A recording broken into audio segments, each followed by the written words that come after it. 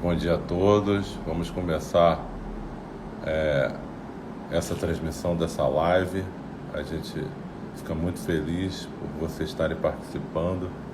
Hoje a gente vai ter a honra de ter o presidente da Sociedade Brasileira de Cardiologia, o Dr. Marcelo Queiroga, falando das ações da SBC no enfrentamento da Covid. Tenho certeza que vocês vão gostar, vai ser bastante interessante. A gente preparou um roteiro de coisas que a gente vai abordar com vocês e eu espero que seja bastante interativo, que vocês participem, que vocês mandem suas dúvidas, as suas questões, tudo isso para a gente ter uma live bastante proveitosa. A gente está só esperando aí o Dr. Marcelo entrar, tenho certeza que ele já vai participar aí com a gente rapidamente, tá? Feliz aí, estou vendo vocês entrando. Bom dia, doutora Gláucia, bom dia, Fabiana, Leonardo, pessoal que está aí participando. A gente já vai começar com a live com o Dr. Marcelo. Estou só esperando ele entrar aqui junto com a gente. Enquanto isso, a gente vai divulgando, né, o programa de pós-graduação em Ciências Cardiovasculares. Ele tem feito várias ações nesse momento de pandemia. Quem tiver interesse pode entrar na página do nosso programa, pós-cardiovascular uf.sites. Vocês vão ver lá que a gente está com ações específicas, participando de editais, projetos de pesquisa. A gente tem páginas que os professores criaram, como a página da professora Cristiane Bretas, o Science Rocks, que divulga assuntos relacionados à ciência. Nós temos também o Comunica Morfo UF, do professor Dan, que está falando muito bem sobre as implicações da pandemia entre os obesos, né? A gente viu aí que existe um aumento das complicações entre os indivíduos obesos com relação ao Covid, maior taxa de mortalidade, maior... Opa, deixa eu ver aqui, recebi uma mensagem aqui do Dr. Queiroga, acho que ele já está para entrar aqui, vamos ver onde é que ele está. Que ele já entrou. Vou convidá-lo aqui. Deixa eu ver se eu consigo aqui fazer o convite dele.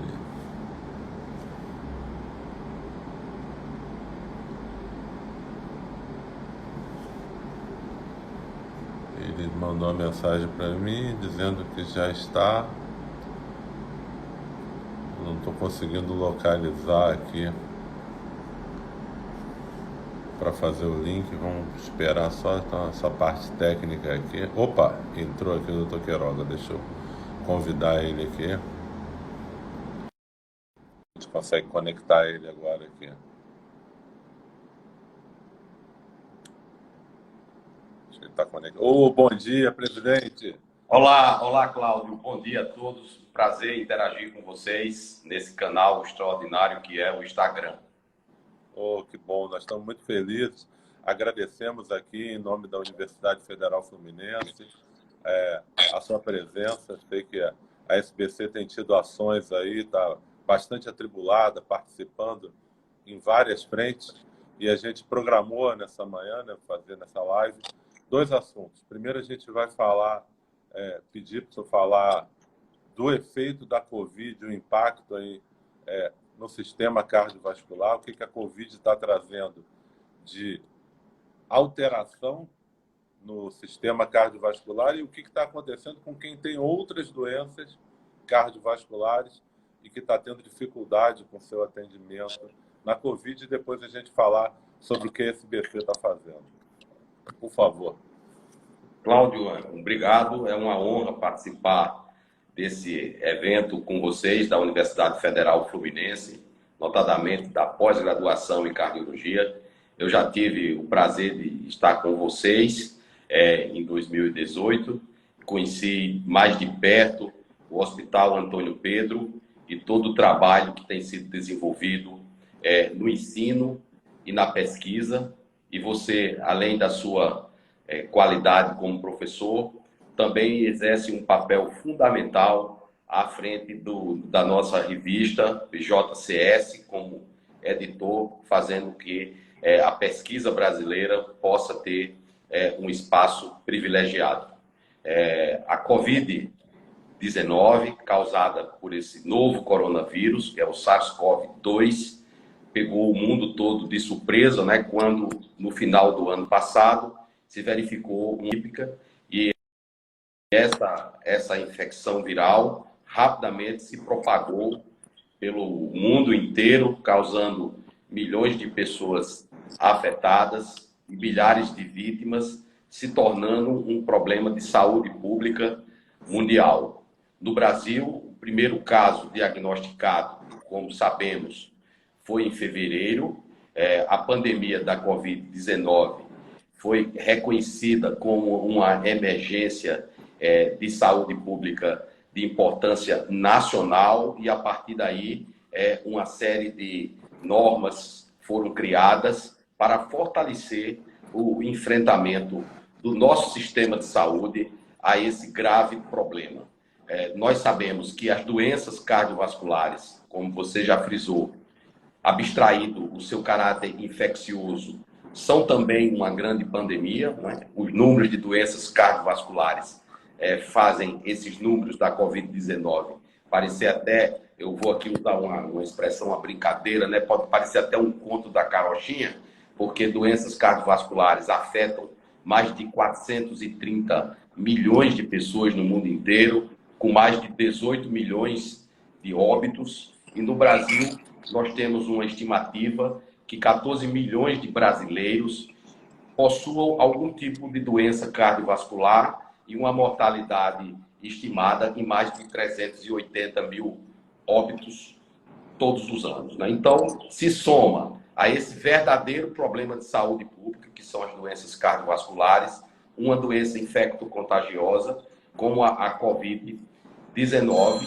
que afeta muito fortemente os indivíduos portadores de doença cardiovascular, não só por ser portador de doença cardiovascular em si, mas porque esse contexto envolve uma série de riscos associados, de comorbidades, que impactam no prognóstico da Covid-19 quando afetam esse subgrupo de pacientes. São pacientes mais idosos, são pacientes que fumam, são pacientes que têm diabetes, são indivíduos hipertensos, são sedentários, estão acima do peso. Então, todas essas situações elencadas, né, compõem justamente o espectro de maior risco da Covid-19, que faz com que a taxa de mortalidade dos cardiopatas ela seja superior a 10%, né? O que agrava muito o cenário. Não bastasse essa situação que afeta os indivíduos cardiopatas, ainda temos a ação direta, embora que o vírus ainda não tenha sido detectado no coração, mas nós temos a ação direta do vírus sobre o coração. Então, o SARS-CoV-2, ele determina uma resposta inflamatória sistêmica. Embora seja um vírus respiratório, um vírus de RNA, que compromete o sistema respiratório muito fortemente, e as síndromes respiratórias agudas graves são realmente um grande problema, mas a afetação pelo vírus no sistema, no coração em si, é também um problema, né? Nós sabemos, como todos os vírus, esse vírus pode determinar uma miocardite, né? O professor Evandro Tinoco, que é o professor titular de cardiologia da Universidade Federal Fluminense, todos os dias ele nos atualiza com literatura da melhor qualidade, e ontem ele me mandou um caso de uma miocardite fulminante, né? Uma miocardite fulminante, nós temos casos de tamponamento cardíaco em função da infecção pelo novo coronavírus, de tal sorte que os cardiologistas, eles participam com absoluto protagonismo no enfrentamento à pandemia. Seja porque nós atuamos em todas as áreas, atuamos nas emergências, atuamos na terapia intensiva, atuamos no diagnóstico, né? E muitos pacientes, embora a tríade sintomática da Covid-19 seja febre, tosse e falta de ar, os pacientes também podem apresentar, no caso de uma miocardite, a sintomatologia própria de miocardites, como, por exemplo, dor no peito. Então, o paciente pode apresentar dor no peito, o paciente apresenta alterações no eletrocardiograma, alterações que podem ser confundidas com alterações isquêmicas. Os pacientes podem ter alterações de marcadores de necrose, a elevação da troponina, elevação do dedímero, tudo dentro desse quadro de resposta inflamatória sistêmica e que pode desencadear também um fenômeno trombótico. Portanto, nós, os cardiologistas, fazemos parte da linha de frente do enfrentamento à Covid-19. Essa doença, embora não tenhamos uma evidência científica consistente, até por quanto é uma doença relativamente nova, né? A gente tomou conhecimento dela em dezembro, mas ela já tem a capacidade de promover determinadas mudanças em algumas diretrizes consolidadas. Então, nós sabemos que os pacientes que têm síndromes coronarianas agudas, inclusive síndromes coronarianas agudas com supra de AST, existe uma recomendação de que eles poderiam ter uma preferência por uma abordagem com trombolítico, em vez da abordagem com angioplastia primária. Claro que se há uma disponibilidade, uma logística muito fácil de angioplastia primária, com uma estrutura de proteção da equipe que assiste a essa emergência, não está proscrito a realização de angioplastias primárias. Mas se considera utilizar trombolíticos, se considera, dentro de um contexto diagnóstico, se utilizar métodos de ecocardiografia para verificar se há um comprometimento segmentado da função ventricular esquerda ou não, porque quando há um comprometimento mais difuso, isso sinaliza mais para um diagnóstico de miocardite, não é? E quando há um comprometimento segmentar, nós podemos estar diante de uma síndrome coronariana aguda. Nós sabemos que a apresentação clínica desses pacientes com Covid-19, aqueles que têm manifestações cardíacas, você pode ter síndromes coronarianas agudas em mais de 10% dos pacientes. O New England publicou uma série de 18 casos de pacientes com infarto com supra, e a característica angiográfica parece com pacientes que têm, por exemplo, Takotsubo, né? Eles têm coronárias anormais e há um fenômeno trombótico, né? Isso tem implicações em relação à terapia. Você olha o eletro, você pega aquela publicação do New England e vai ver que o eletrocardiograma é um eletro com supra, que você jura que é um infarto com supra tradicional, e é um infarto com supra, só que não decorre de um fenômeno aterotrombótico. Então, portanto, nós, os cardiologistas, temos que conhecer profundamente todas essas implicações para poder não só interagir com os outros especialistas, mas, sobretudo, com os nossos pacientes, né, para informar-lhes que não devem deixar de fazer uso dos seus medicamentos regulares. Os pacientes portadores de doenças cardiovasculares, como são doenças crônicas, eu estou fazendo esses esclarecimentos porque eu sei que essa live do Instagram é aberta para o público, né, e muitos amigos que nos acompanham não são médicos, né, então precisam ser informados. E também tem hipertensão arterial, então precisam ser informados que não devem suspender os medicamentos para a hipertensão arterial. Às vezes os indivíduos tomam 1, 2, 3 medicamentos. Essa é uma pergunta que chegou, doutor Marcelo. Já chegou aqui da professora Carolina. Estou colocando aqui. O que se sabe sobre o papel da enzima conversora da angiotensina e a infecção pelo Covid? Muito se falou que devia parar o remédio, não devia parar. E a SBC tomou um posicionamento com relação a isso, né, doutor Marcelo? O que a gente pode esclarecer para eles aí? Aliás, Cláudio, foi bom você tocar nesse assunto, porque a SBC se manifestou com absoluto ineditismo. O nosso posicionamento ele aconteceu para e passo com o posicionamento do ACC e com o posicionamento da ESC, né? Então, naquele momento, nós já advertimos da relação do receptor da ECA2 com o novo coronavírus, porque é por esse receptor que o vírus entra na célula. Né? Então, havia um questionamento se o uso desses medicamentos poderia piorar o quadro de infecção.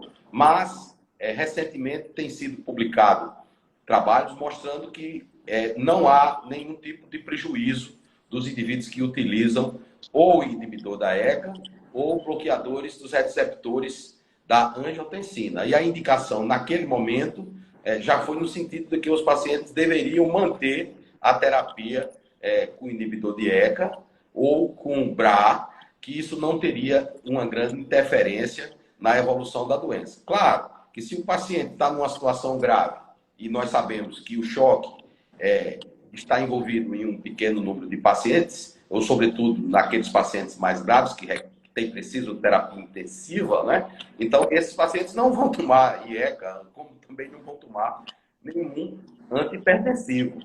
A recomendação de usar os medicamentos se fundamenta justamente porque esses pacientes crônicos, sobretudo aqueles que são portadores de insuficiência cardíaca, né? O Evandro Pinoco, que é o presidente do nosso departamento de insuficiência cardíaca, o DEIC, né? Tem informado isso de maneira reiterada. Esses pacientes, se estiverem descompensados da parte cardíaca, eles vão ter desfechos mais desfavoráveis.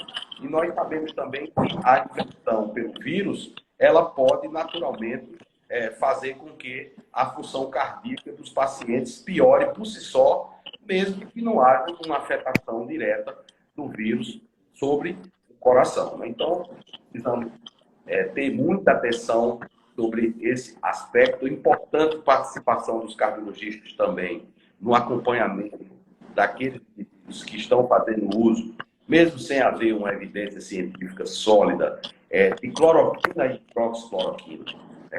Nós sabemos que faz parte, eu não vou entrar aqui no mérito, mas isso faz parte dos protocolos, inclusive o protocolo do Ministério da Saúde tem sido empregado de uma maneira difusa na grande maioria dos centros, o uso da hidroxicloroquina. Sabemos que isso prolonga o QT, né? E a medida tem que ser feita em relação ao QTC, como sabemos, e ao prolongar o QTC, o indivíduo fica mais susceptível a arritmias complexas, né? Podendo haver até taquicardias ventriculares graves. Isso é um receio que nós, os cardiologistas, temos, apesar de saber que essa droga, no contexto onde ela é muito utilizada, que são naqueles pacientes que têm malária, naqueles pacientes que têm doenças como artrite, como lúpus, esse perfil de doente, há uma segurança para usar essa medicação. Será que é assim em doentes graves que estão hospitalizados em UTI vítima da Covid-19? Nós saberemos quando isso for efetivamente testado, né? O doutor Cláudio, que conhece muito bem o rigor da pesquisa científica, sabe que essas recomendações elas estão sendo feitas com base em pequenas amostras de estudos observacionais e não criam uma recomendação forte, como a Sociedade Brasileira de Cardiologia tem feito de maneira reiterada em relação ao tratamento. Nós sabemos que o uso da hidroxicloroquina associado à azitromicina pode prolongar ainda mais o QT, né? E isso pode aumentar o risco de potenciais arritmias. Às vezes, esses pacientes apresentam arritmias.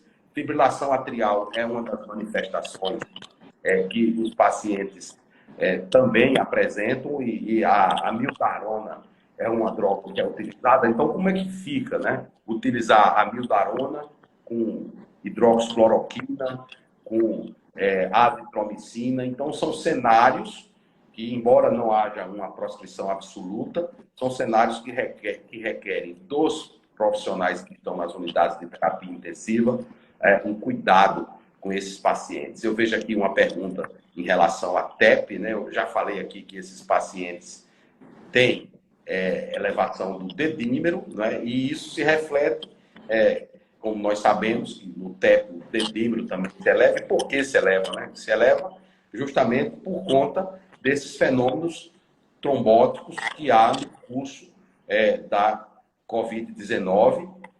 O uso de heparina faz parte dos protocolos, né? Heparina não fracionada em doses plenas, isso tem sido usado. Claro que a evidência científica em relação a tudo que está relacionado à Covid não é sólida, mas eu creio que o que faz a diferença não são os tratamentos antivirais, mas o cuidado intensivo forte, unidades de terapia intensiva que cuidam do paciente com apropriação, com recursos técnicos avançados, ventilação mecânica. Eu não sou especialista em terapia intensiva, mas nós acompanhamos que há situações em que os pacientes são ventilados na posição prona, não é? Então, reiterar que o que muda a história desses pacientes é justamente uma assistência médica de qualidade. Isso nos preocupa, porque nós sabemos que o sistema é heterogêneo. No Brasil, o sistema de saúde é heterogêneo.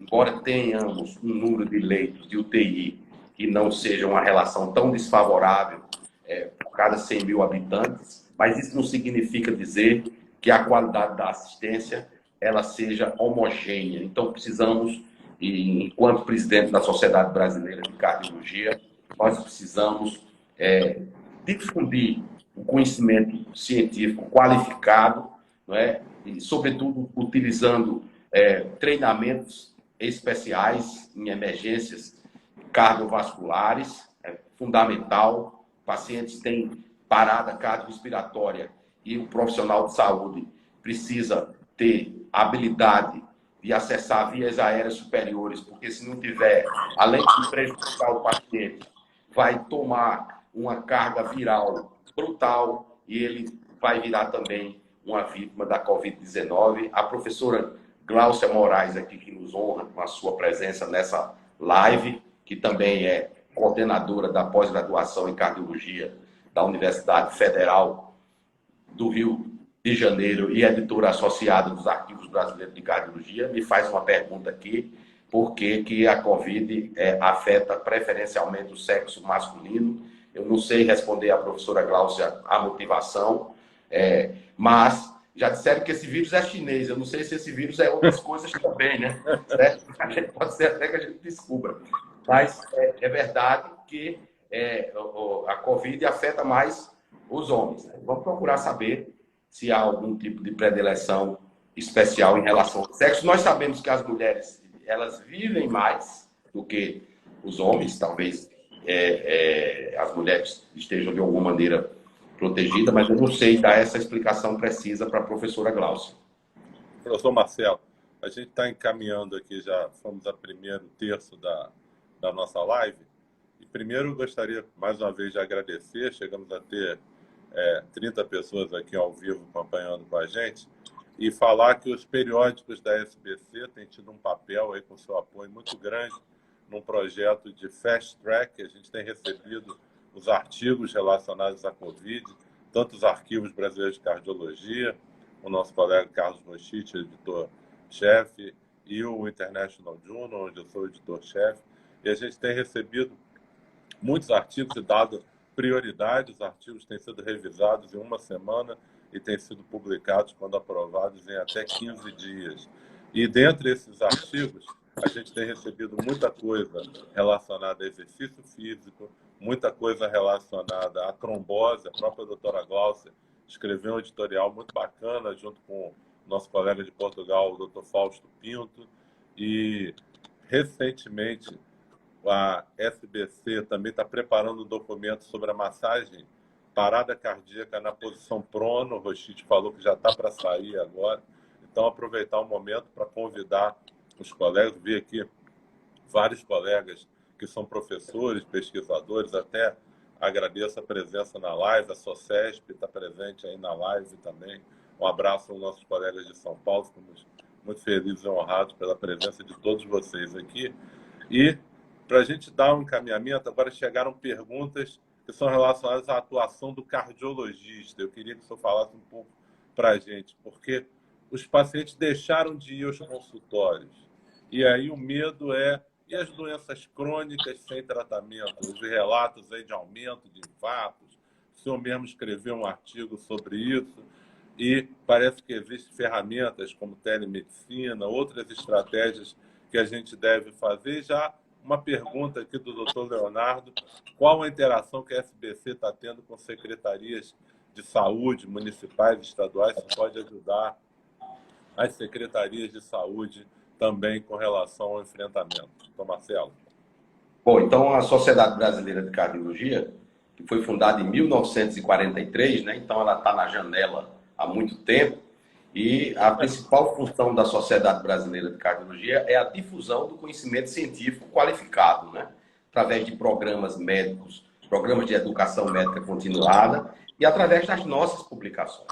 O Arquivos Brasileiros é uma das revistas científicas mais antigas da cardiologia e a principal revista científica de língua portuguesa. E hoje essa ação ela é fortalecida pela International Journal of Cardiovascular Science, que tem procurado dar uma face mais internacional às nossas publicações. E como você falou, agora por ocasião da pandemia, nós facilitamos as publicações, criamos regimes editoriais próprios para aprovar em fast track esses artigos, tudo no sentido de incentivar a publicação científica, que é o objeto da nossa sociedade, né? Então, aumentou em 100% o número de submissões aos Arquivos Brasileiros de Cardiologia e à UNJCS. Então, isso eu considero como um desfecho muito favorável desse contexto pandêmico, né? Todas as guerras têm seus benefícios.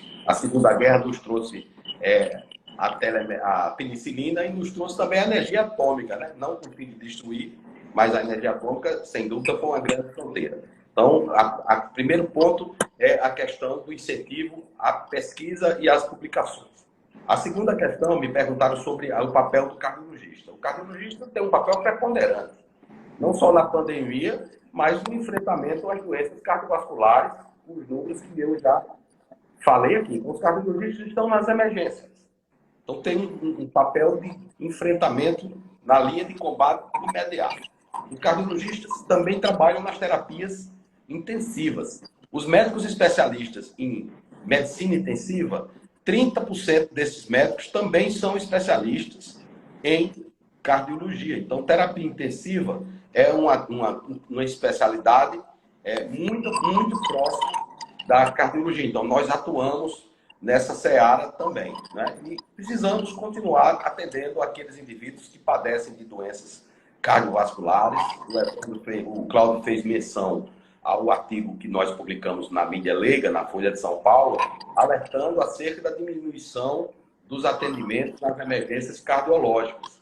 Isso não foi só verificado no Brasil, inicialmente nos Estados Unidos, na Itália, na Espanha, uma queda importante nos atendimentos nas emergências cardiológicas, e a consequência disso pode ser um aumento da mortalidade cardiovascular, né? Que, dado ao caráter muito prevalente dessas doenças, isso pode levar a um número de óbitos tão grande quanto o da Covid, né? Que se reflete naquela terceira onda, né? As consequências da falta de atendimento a essas doenças que já são os problemas de saúde pública. Então, é necessário deixar claro que as políticas de distanciamento social, embora recomendadas, e com o chamamento do fique em casa, né, que virou a onda nas redes sociais, embora muitos daqueles que ficam disseminando o hashtag fique em casa, ele vá para a rua, né, fica só colocando aquilo na mídia social, ou seja, um distanciamento social fake, não é? Certo? Então, esse não pode ser levado ao pé da letra se o paciente tiver sintomas clássicos de síndromes coronarianas agudas, como dor no peito, falta de ar, sudorese. Então, se você, meu amigo e minha amiga, que nos assiste aqui, acompanhando essa atividade científica de alto nível, da Universidade Federal Fluminense, se você tiver com esse sintoma, procura lá o Hospital Antônio Pedro, procura uma emergência cardiovascular, uma emergência cardiológica, porque você pode ter um infarto. Essas doenças continuam a acontecer. Não há quarentena para infarto nem para AVC. É bom que fica claro, né? O indivíduo tem que ir para o hospital e aí vai fazer o tratamento que nós já estamos habituados a fazer. Os hospitais, eles procuram criar rotas diferenciadas para o atendimento de pacientes com maior presunção de Covid, porque ninguém tem escrito na testa que tem Covid, né? Vamos aqui combinar. Tá todos dentro do ambiente pandêmico, até que se prove o contrário, eles são potencialmente candidatos a ter Covid. Mas aqueles com mais baixa presuntividade e com aquelas sintomatologias clássicas de doenças cardiovasculares ou outras doenças, quadros de abdômen agudo, por exemplo, os hospitais providenciam rotas distintas, sobretudo na saúde suplementar, né? A gente sabe as vicissitudes que há no sistema público, para que esses pacientes tenham o seu atendimento preservado, né? Outra questão que você me perguntou foi sobre a telemedicina. Isso, exatamente. Até queria fazer um comentário, doutor Marcelo.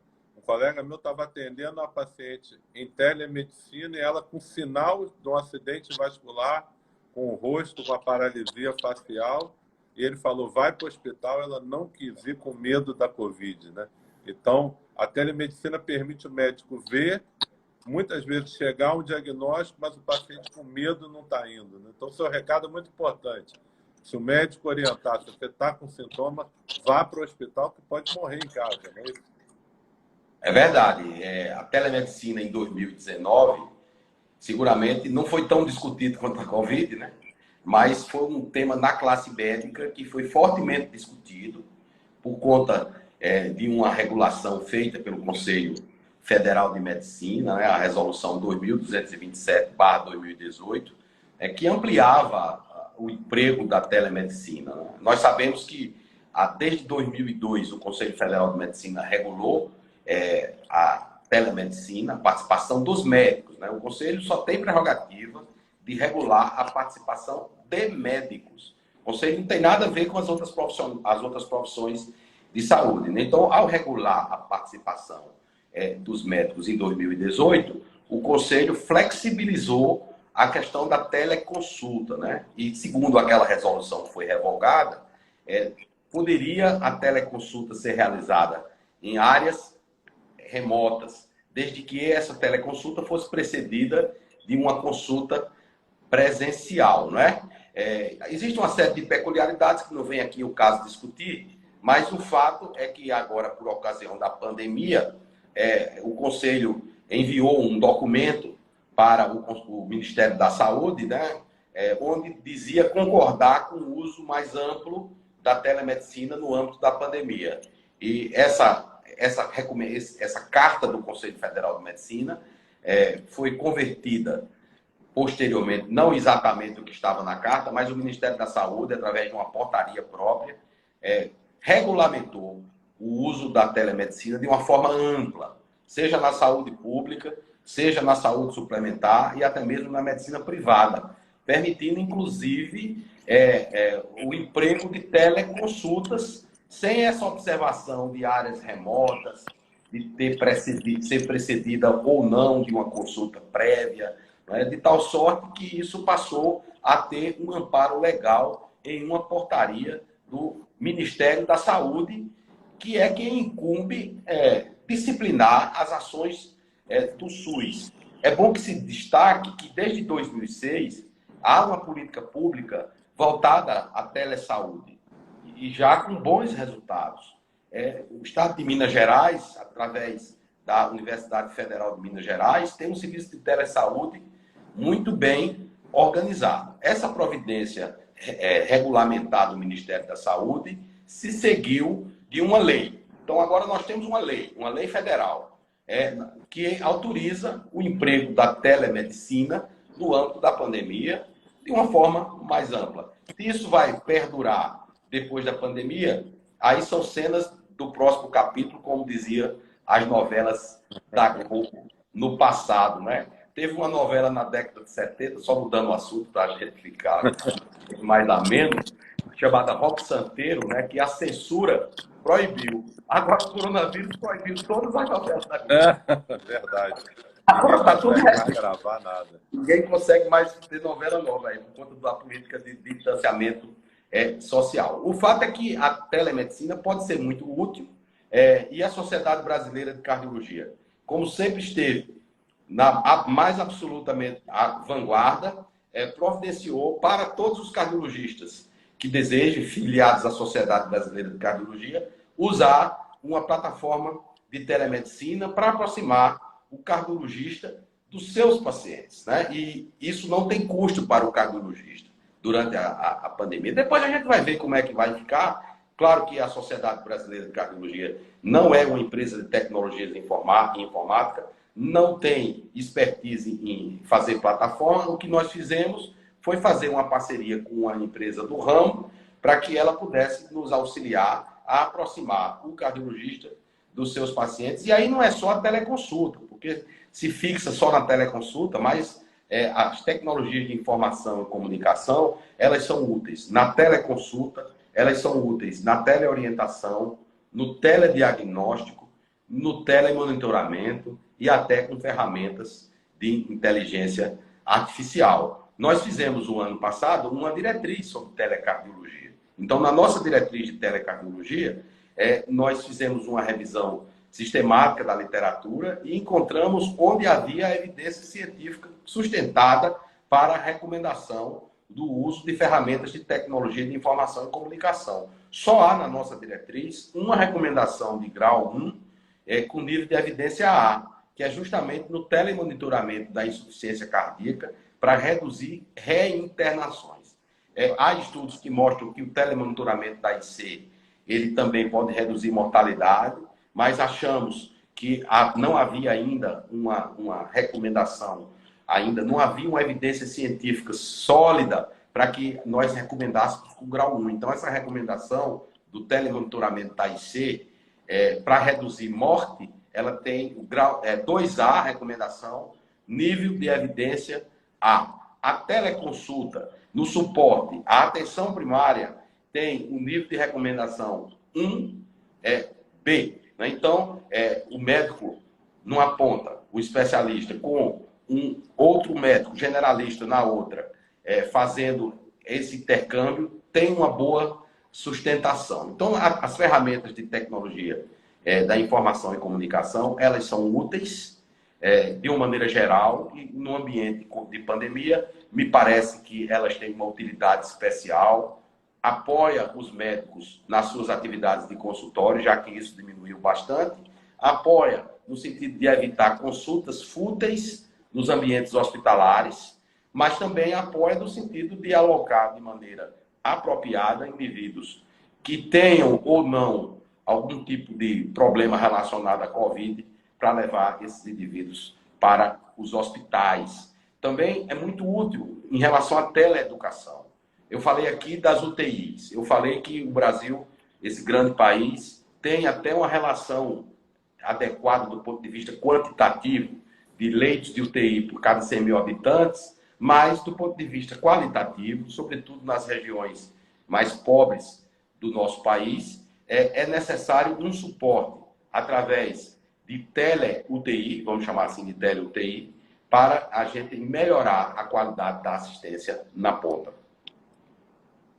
Então, a gente já está agora, doutor Marcelo, caminhando para o terço final da nossa live, né? E a gente vai chegar no ponto que eu acho que hoje é o que mais está despertando interesse das pessoas, né? O que vocês, as grandes lideranças hoje do Brasil, os presidentes das sociedades, o que vocês estão vendo de perspectiva futura? Como que vai ser os nossos congressos de especialidade? Como que a gente vai caminhar para uma transição para um mundo mais normal? Ou será que a gente ainda vai ficar ainda muito tempo nessa situação? A gente vai ter que se adaptar a essa situação e cada vez mais ter congresso virtual, se adaptar a viajar menos. Como é que vocês estão vendo isso e como é que a SBC tem se preparado com relação a isso? Porque nós tínhamos um calendário extenso de congressos dos departamentos, do DEIC, congresso da SBC mesmo. Qual é a visão que vocês estão vendo com relação a isso? Eu acho até que nos antecipamos a essa pandemia da Covid, né, quando instituímos um programa de educação médica continuada online, forte, né, através de webinários. Nós realizamos no sábado o 26º webinar. Desde que a nossa gestão assumiu, a gente tem feito isso de uma maneira muito frequente. O primeiro foi no dia 14 de dezembro, né? Então coincidiu com essa situação.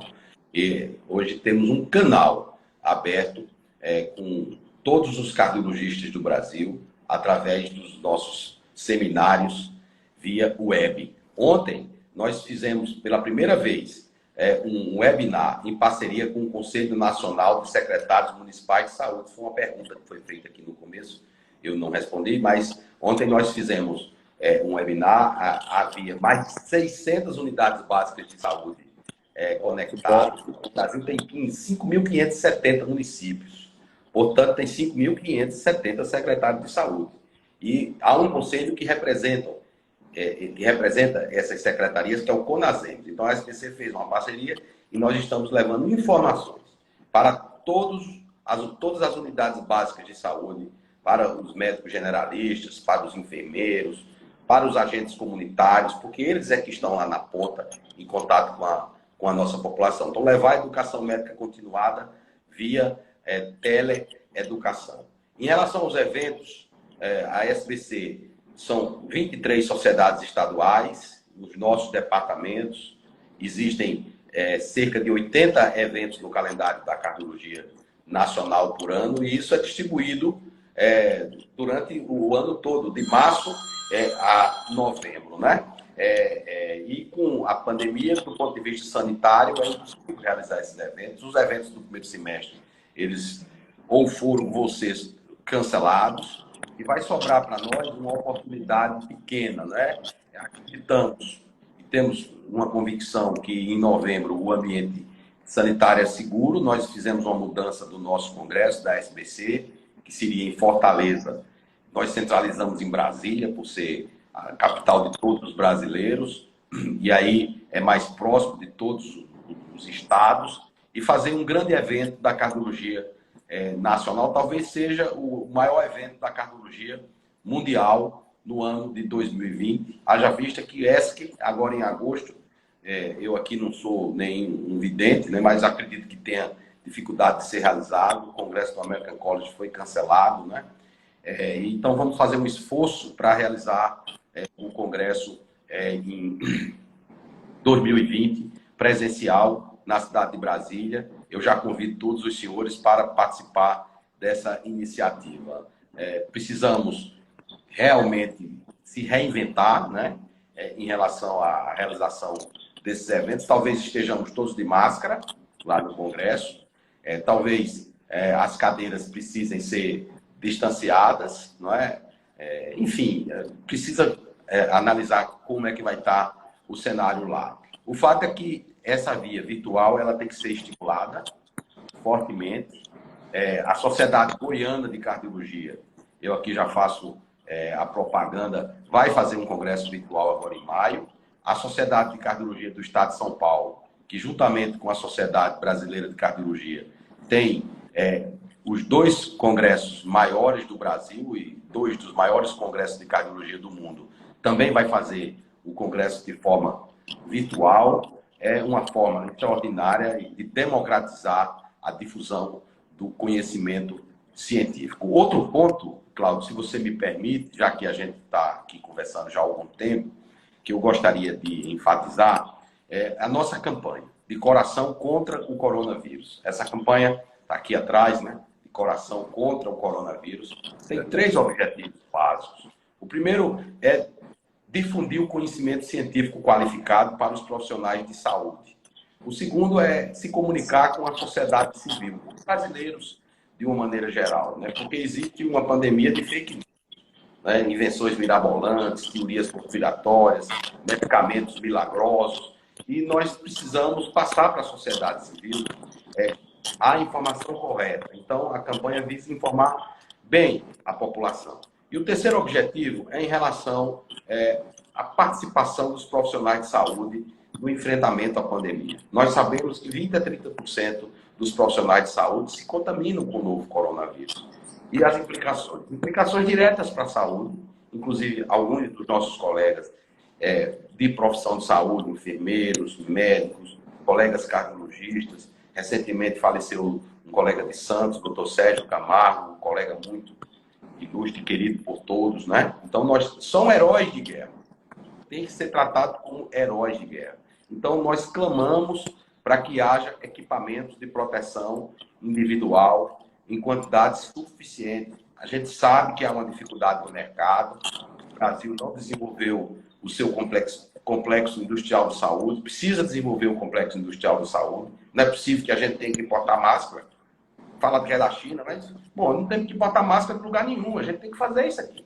Isso é um absurdo. Então, precisamos equipamentos de proteção individual em quantidade suficiente para todos os profissionais da saúde. Eu, pessoalmente, fiz uma gestão junto ao deputado federal Hugo Mota, para que ele apresentasse um projeto de lei prevendo uma indenização para os profissionais de saúde que adquirirem incapacidade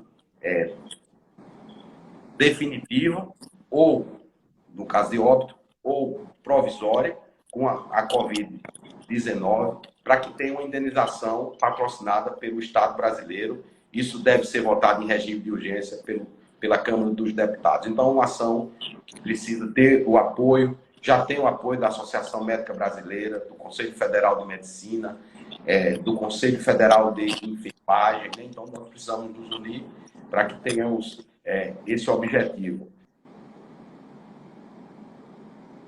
Alô? E melhorar o salário do Estado. Claro que deve melhorar o salário do médico. Claro que deve melhorar a carreira do Estado para médico. Mas a gente não vai conseguir esse objetivo nesse momento. Então, vamos com pequenas conquistas. E, na realidade, para quem precisa, é grande conquista. Então, todos unidos, trabalhando no mesmo objetivo, que é engrandecer o sistema de saúde do Brasil. Qual é a grande lição que essa pandemia deixa? A grande lição é que nós devemos fortalecer o sistema público de saúde. O sistema público de saúde é um patrimônio de todos os brasileiros. O direito à saúde é um direito fundamental. A saúde é um direito de todos e um dever do Estado. E isso todo mundo que está no botequim sabe, né? Só que nós precisamos implementar essas políticas de saúde, certo? Por meio de políticas públicas que sejam consistentes, né? Desenvolver o nosso complexo industrial de saúde, valorizar os nossos hospitais públicos. O Rio de Janeiro é um estado que tem uma rede pública de hospitais federais que é a maior do Brasil. Nós temos 3 universidades federais aí no Rio de Janeiro. Nós temos a universidade, até mais, né? Porque em Macaé, nós temos a Universidade Federal Fluminense, nós temos a Universidade Federal do Rio de Janeiro, nós temos a Universidade Federal do Estado do Rio de Janeiro, a nossa UERJ também. A UERJ, que é uma universidade do Estado. Então, todos nós temos que defender as nossas universidades públicas, porque são nessas universidades que se faz a pesquisa com qualidade. Porque na hora da verdade, né, o presidente Bolsonaro gosta de citar o trecho bíblico do João, né? E conhecereis a verdade e a verdade vos libertará, né? Então, a hora da verdade é que a gente sabe a importância de centros universitários, como a Universidade Federal Fluminense, né? Que já em outros momentos mostrou o seu valor, quando naquele incêndio lá do circo. Obrigado pela lembrança. O doutor Ivo Pitangui, né? Um dos maiores ícones da cirurgia plástica mundial. Então, prestigiar os serviços públicos, prestigiar as universidades públicas, verbas para pesquisa para os pesquisadores brasileiros. Excelente lembrança. Existir isso aí. Então, não ficar só chorando, mas também chorar, porque a gente precisa que as universidades não sejam motivo de choro para a gente quando a gente chega e vê a falta de condição que, às vezes, se localiza. Então, é um dever de todos os brasileiros. Então, Marcelo, estamos caminhando aqui para os minutinhos finais da nossa apresentação. E eu queria pedir duas coisas. Qual a sua palavra para o paciente cardiopata que está em casa com medo porque ele viu que ele tem um problema do coração, que ele pode morrer? O que ele pode, nesse momento, fazer? E a sua palavra para o cardiologista que está na linha de frente, atendendo o paciente com Covid, o que a gente pode passar de sentimento e de apoio da SBC para a gente encerrar essa live? Então, para o paciente, eu já falei, né? Use os seus medicamentos. Não suspenda os seus medicamentos. Não fique olhando fake news, esses lixos, certo? Que não serve para nada. Então, consultar o seu cardiologista, que é o profissional qualificado para lhe dar a orientação. Aqueles que são especialistas da SBC, eles têm um presuntivo de um plus de conhecimento na cardiologia, são pessoas que merecem a confiança. Então, usar os medicamentos, não suspender os medicamentos. Outro conselho, meu amigo, que tem doença do coração, pare de fumar. Se você fuma, pare de fumar. Certo? O cigarro faz mal ao coração, faz mal ao pulmão. E se você é um fumante, se adquirir a Covid, você vai sair pior. Outra questão é fazer atividade física. Mesmo dentro de casa, você pode fazer atividade física que é benéfica. Em terceiro lugar, se tiver sintoma, aqui não é só para os cardiopatas, se você tivesse, não tem teste para todo mundo. Não tem. A dificuldade não é só no Brasil, é no mundo todo. Então, se você, por acaso, tiver com sintoma de gripe, não é? Tosse, com febre, não é? Com falta de ar, se não tiver condição de fazer o exame, você fica em casa. Certo? É um isolamento também, porque pensa-se que a política de distanciamento social é só essa coisa desse fique em casa aí. Mas se você conseguir isolar todos aqueles que têm a Covid-19 ou aqueles que têm alta presunção de ter, a gente já vai ter resultado no enfrentamento à pandemia. Então, isolamento dos pacientes positivos ou com grande presuntividade da doença e isolamento dos contactantes, né? Então, se você é contactante de alguém que tem a Covid, não sai por aí pela rua, não. Fique em casa, porque você vai transmitir.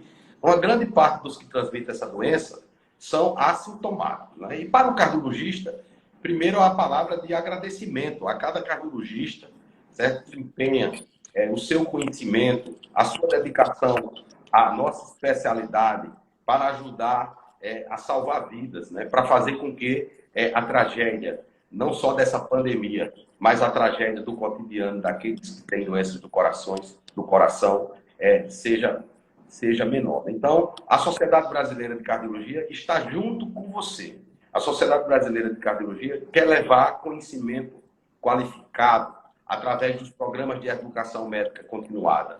Por outro lado, para aqueles colegas que não militam só na assistência, mas que militam também na área da pesquisa, a Sociedade Brasileira de Cardiologia exorta que você submeta os seus trabalhos, as suas pesquisas, às nossas revistas, que estão de portas abertas para receber essas publicações originais. O Papa Francisco, quando veio ao Brasil, e ele veio logo para o Rio de Janeiro, né, que tem as bênçãos do nosso Cristo Redentor, ele disse que aprendeu, Cláudio, que quando se chega ao Brasil, tem que se entrar pela porta do coração, né? E quem entende de porta do coração são os cardiologistas brasileiros, né? Então, um grande abraço para todos vocês. A Sociedade Brasileira de Cardiologia agora está em home office, mas como o Evandro sempre me orienta e é um grande conselheiro, o Evandro diz, a SBC não está de férias, certo? A SBC não está de férias. A SBC está trabalhando e trabalhando como nunca para cumprir os seus objetivos sociais. E o primeiro deles é levar o conhecimento científico qualificado. Evandro, me permita, Evandro e Cláudio são extraordinários, mas me permita dizer a todos vocês que são sócios da SBC que o Clinical Key está à disposição para todos os sócios da SBC. Então, com livros, o Brown, o Cécio, o Lancet, as revistas do ACC, Jack, Circulation. Então, as pessoas às vezes reclamam, o que é que essa sociedade faz para mim, né? Eu até digo, a sociedade não tem que fazer nada para você. É o contrário, você é que faz por ela, como disse o Kennedy, né? Não me pergunte o que o seu país vai fazer por você. Sim, você vai fazer por ele. Então, se todos nós nos juntar, nos unirmos, aí sim a sociedade pode trazer mais benefícios para cada cardiologista que está na linha de combate da saúde pública no Brasil.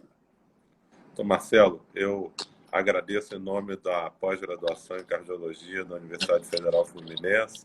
Agradeço também pelo apoio que tem dado aos periódicos da SBC, o International Journal Cardiovascular Science, ao Arquivos Brasileiros de Cardiologia. Estamos juntos nessa jornada e nessa luta contra a Covid. Obrigado pelo seu tema. Para quem chegou agora no finalzinho, esse vídeo vai ficar por 24 horas aqui no site, na página da pós-graduação. Eu vou encaminhar também uma cópia para o Dr. Marcelo, se ele quiser distribuir esse vídeo, colocar no YouTube da sociedade. A gente também vai botar no YouTube da universidade e dizer que foi muito bacana. Acho que pelos comentários aqui, muitos elogios, as pessoas elogiando, dizendo, inclusive, que são seu fã. Eu acho que isso mostra como que o trabalho bem feito, bem conduzido, a gente tem um reconhecimento das pessoas. Muito obrigado, Marcelo. Um abraço a todos. É por isso que eu sou cidadão de Niterói, né, Cláudio? Com certeza, do coração. Obrigado. Abraço. Bom dia. Tchau. Fiquem bem. Tchau, tchau. Tchau.